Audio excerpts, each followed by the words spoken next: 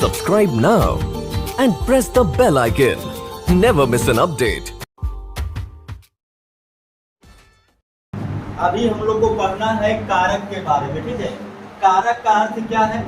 करने वाला, ठीक है। यानी संज्ञा या सर्वनाम के जिस रूप से उसका संबंध क्रिया के साथ करवाएंगे उसी को हम क्या बोलेंगे? कारक। देखिए, संज्ञा या सर्वनाम के जिस रूप से उसका संबंध क्रिया से जाना जाएगा, क्रिया मतलब जो काम करेगा उससे जाना जाएगा, उसी को हम क्या बोलेंगे? कारक। जैसे यहाँ देखिए, कृष्ण ने पांडवों से कौरवों का नाश करवा दिया। तो इसमें यहाँ से देखिए, कृष्ण संज्ञा, पांडव संज्ञा और कौरव भी संज्ञा। और इस संज्ञा का रूप देखिए, कृष्ण ने पांडवों से कौरवों का, और ये सब के साथ आने से क्या हुआ? नाश करवा दिया। तो नाश करवाना क्या होता है? क्रिया। तो इस क्रिया का संबंध किससे करवा रहा है? संज्ञा से। सर्वनाम से भी करवा सकता है, ठीक है। तो याद रखिएगा, इसमें कृष्ण ने पांडवों से कौरवों का, ये क्या है? संज्ञा का वो रूप है जिसका संबंध वो नाश करवाना, यानी इस क्रिया के साथ करवाना। तो इस पूरा को हम क्या बोलेंगे? कारक। अब यहाँ पर ध्यान दीजिएगा, कृष्ण ने पांडवों से कौरवों का, ये जो तीन संज्ञा है, तीनों में अलग अलग चिन्ह आया हुआ है। इसके साथ कौन सा चिन्ह है? ने, इसके साथ और इसके साथ का। तो ये जो संज्ञा या सर्वनाम भी वहां पर आ सकता है। संज्ञा या सर्वनाम का वह रूप जिसका क्रिया के साथ संबंध बदलाया जाएगा, उसमें जो चिन्ह लगा हुआ रहेगा उस चिन्ह को हम बोलेंगे विभक्ति।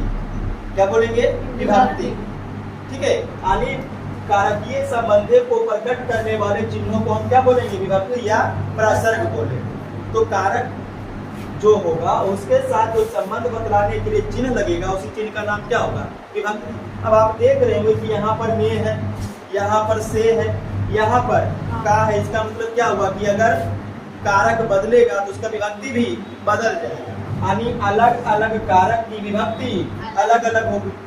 अब अलग अलग कारक की विभक्ति अलग अलग होने का मतलब क्या होगा कि कारक कितने प्रकार के हो जाएंगे? 8 प्रकार।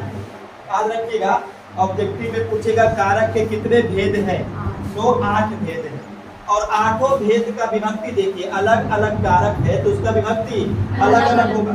तो पहला कारक क्या है? कर्ता कारक। इसका विभक्ति ने होगा या तो शून्य, मतलब नहीं भी लगा हुआ रह सकता है, कुछ भी नहीं। इसे समझिए, कृष्ण ने, इसका मतलब यहाँ पर जो कृष्ण ने है वो क्या है? कर्ता कारक। कृष्ण ने क्या है? कर्ता कारक। अच्छा, इसको वैसे कर सकते हैं, कृष्ण पांडवों से कौरवों का नाश करवा दिया। तो ने क्या हो गया? साइलेंट। यानी वहां पर ने क्या हो गया? शून्य। तो कर्ता में ने लगा हुआ भी रह सकता है और नहीं भी रह सकता है। जैसे उसने आम खाया, तो उसने लगा हुआ है ने, लेकिन अब है कि वह आम खाया, तो ने गायब हो गया। तो कर्ता में ने लगा हुआ भी रह सकता है और ने नहीं भी रह सकता। पहचानिएगा कैसे? क्रिया को जो करने वाला होगा उसी को हम क्या बोलेंगे? कर्ता कारक। यानी जिस शब्द से ये पता चले कि वह काम करने वाला आदमी है, ठीक है, तो उसको हम क्या बोलेंगे? कर्ता कारक। जैसे कृष्ण ने पांडवों से कौरवों का नाश करवा दिया, तो किसने करवाया? तो ये काम करने वाला व्यक्ति है, यही क्या है? कर्ता कारक। उसने आम खाया, तो आम खाने वाला व्यक्ति कौन है? उसने। तो उसने आपका क्या है? कर्ता कारक, ठीक है। वह मेला घूमने गया, तो मेला घूमने का काम कौन कर रहा है? वह। तो वह क्या है?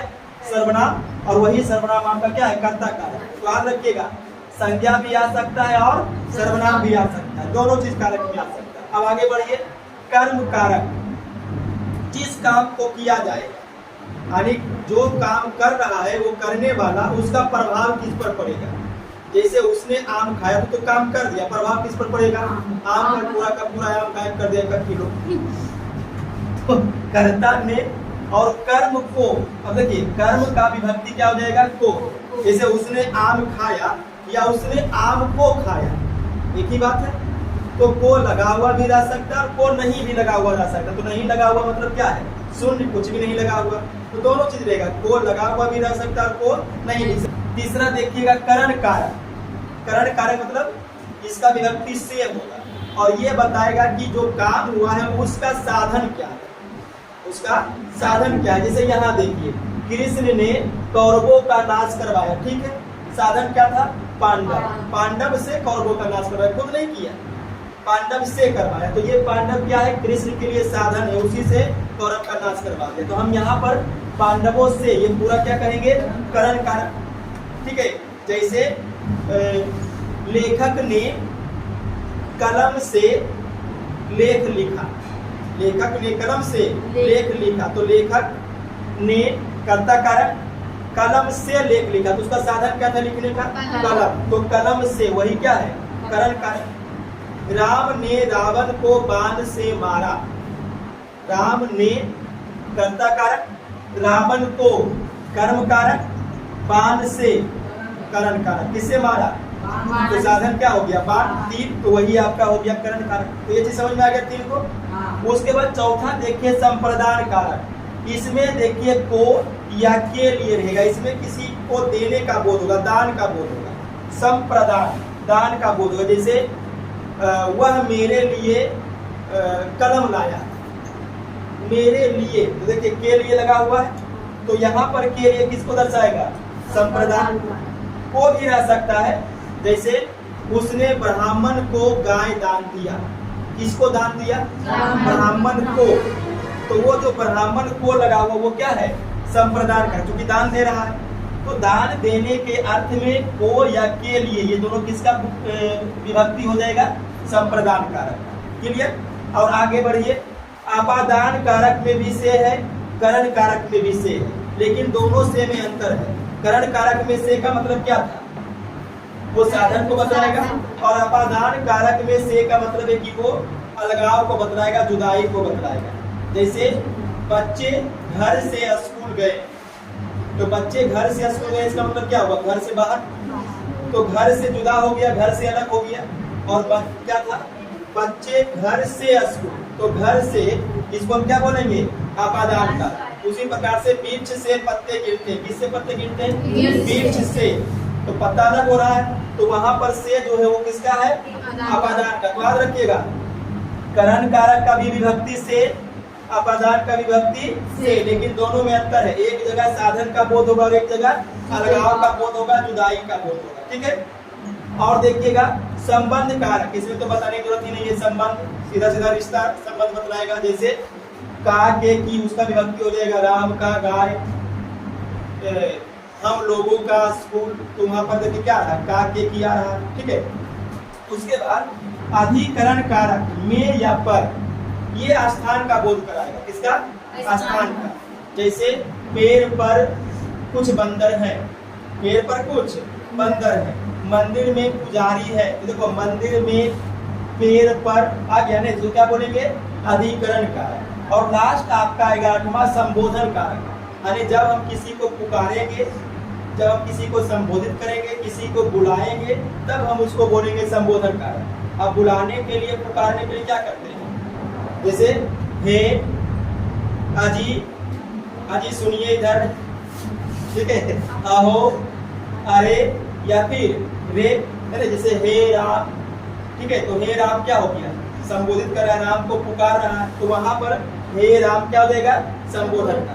तो याद रखिएगा, ये पूरा आपका कारक और उसके विभक्ति का लिस्ट हो गया। क्लियर, यहाँ तक नोट कीजिए। तो देखिए बच्चा, कारक के 8 भेद हैं। पहला क्या है, कर्ता कारक, यानी शब्द के जिस रूप से क्रिया के करने वाले का बोध होगा। यहाँ पे ध्यान दीजिएगा, बस इतना शब्द आप याद रखिए, क्रिया के करने वाले को ही हम क्या बोलेंगे, कर्ता कारक। जैसे राम ने गाया, तो क्रिया कौन सा है, गाना, और उस गाने को कर कौन रहा है, राम, तो ये राम आपका क्या हो गया, कर्ता कारक। उसी प्रकार से मोहन पढ़ता है, तो क्रिया क्या है, पढ़ना, और उसमें क्या किया, मोहन, तो मोहन क्या है, क्रिया को करने वाला है, तो यही का आपका कहलाएगा कर्ता कारक। मैंने खाया, तो खाने का काम कौन किया, मैंने, तो जो खाने का काम किया मतलब क्रिया का काम किया, क्रिया के करने वाले को ही क्या बोलेंगे, कर्ता कारक। ये हो गया। अब इसके आगे आइए, कर्म कारक, शब्द के जिस रूप से क्रिया का प्रभाव पड़ेगा उसी को हम कर्म कारक कहेंगे। अब देखिए, आपने जो क्रिया किया या जो भी कर्ता कारक क्रिया किया, उस क्रिया का प्रभाव, उसका फल किस पर पड़ रहा है। जैसे देखिए, राम ने मारा, तो क्रिया क्या है, मारा, किसने, राम ने, तो जो क्रिया को करने वाला है वो तो हो गया कर्ता कारक। और इसका प्रभाव किस पर पड़ा? राम मारा, किस पर प्रभाव पड़ा? रावण को। रावण पूरा का पूरा खत्म। उसी प्रकार से मोहन किताब पढ़ता है तो क्रिया कौन सा हो रहा है? पढ़ना। और उस पढ़ना का प्रभाव किस पर पड़ेगा? किताब। ठीक है, तो ये किताब आपका क्या हो गया? कर्म कारक। उसके बाद करण कारक, वो जो करता है मतलब करने वाला, वो किस साधन से, किस उपाय से, किस औजार से या किस हथियार से क्रिया को कर रहा है, उसी को हम क्या बोलेंगे? करण कारक। जैसे समझिए, राम ने रावण को मारा तो राम क्रिया करने वाला, कर्ता कारक। मारा किसको? रावण को। प्रभाव पड़ा रावण पर। किससे मारा? औजार क्या था? साधन क्या था? तो राम ने रावण को बाण से मारा। तो साधन, औजार, उपाय या हथियार कौन है? बाण। तो यही बाण क्या हो गया? करण कारक। क्लियर? उसके बाद आगे बढ़िए, मैं कलम से लिखता हूँ तो क्रिया कौन सा हो रहा है? लिखना। और उस क्रिया का संपादन के लिए हथियार या औजार या उपाय क्या है? कलम। तो आपका कलम से क्या है? करण कारक। उसके बाद चौथा आइए, संप्रदान कारक किसको कहेंगे? कर्ता जिसके लिए क्रिया को करेगा, या सीधा सीधा समझ लीजिए कि जिसके लिए कार्य को किया जाएगा वही क्या है? संप्रदान कारक। जैसे देखिए, मैंने भिखारी को रोटी दी, तो ये जो देने वाला काम है वो किसके लिए था? भिखारी के लिए।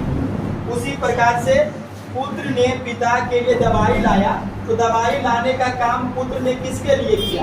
पिता के लिए। तो यही आपका क्या है? संप्रदान कारक। और आगे बढ़िए, अपादान कारक मतलब जिससे किसी वस्तु से अलग होने का या जुदाई होने का बोध होगा, उसी को हम क्या बोलेंगे? अपादान कारक। जैसे गंगा हिमालय से निकलती, तो देखिए गंगा हिमालय से अलग हो रही है, हिमालय से निकल गई। उसी प्रकार से वृक्ष से पत्ते गिरते हैं तो पत्ता किससे अलग हो गया? वृक्ष से। तो अलग होने का बोध होगा, जुदाई होने का बोध होगा, मतलब अपादान कारक। और छठा क्या है? देखिए, संबंध कारक, जिससे किसी संज्ञा या सर्वनाम का दूसरे संज्ञा या सर्वनाम से संबंध करवाया जाएगा। देखिए, जिससे संज्ञा या सर्वनाम का संबंध दूसरे संज्ञा या सर्वनाम से करवाया जाएगा, उसी को क्या बोलेंगे? संबंध कारक। जैसे रंजन एक संज्ञा हो गया, बहन एक और संज्ञा हो गया, मतलब एक संज्ञा और ये दूसरा संज्ञा। तो एक संज्ञा का संबंध किससे करवा रहा है? दूसरे संज्ञा से। रंजन की बहन आ रही है, तो यहाँ पर रंजन की बहन, ये पूरा का पूरा क्या है? संबंध कारक। उसी प्रकार से देखिए, राजू का मकान, राजू एक संज्ञा और मकान दूसरा संज्ञा, दोनों का संबंध करवा रहा है। राजू का मकान नया है, तो ये राजू का मकान क्या हो गया? संबंध कारक। अगला देखिए छोटो, अधिकरण कारक किसको कहेंगे? अब देखो ये बच्चा, अधिकरण का अर्थ समझ लीजिएगा। अधिकरण का अर्थ होता है आधार या आश्रय, यानी क्रिया जिस आधार पर होगा या जिस स्थान पर होगा, उसी स्थान या आधार को हम क्या बोलेंगे?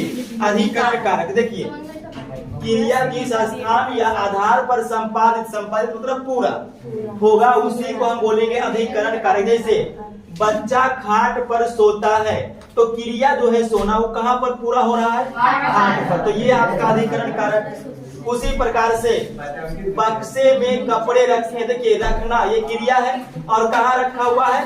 बक्से में। तो ये आपका क्या है? अधिकरण कारक। उसी प्रकार से रीवा कुर्सी पर बैठी है, तो बैठने का क्रिया कहाँ पर हो रहा है? कुर्सी पर। तो जो स्थान है या जो आधार है वही क्या है? अधिकरण कारक। लास्ट आप देखिएगा कारक में संबोधन कारक, पुकारने, चिल्लाने या संबोधित करने के लिए जिस शब्द का प्रयोग करेंगे उसी को बोलेंगे संबोधन कारक। जैसे अरे रंजन तुम कहाँ चले गए, हे राम, तो ये सब क्या है? सब पुकारने या संबोधित करने के लिए आ रहा है, इसको हम बोलेंगे संबोधन कारक।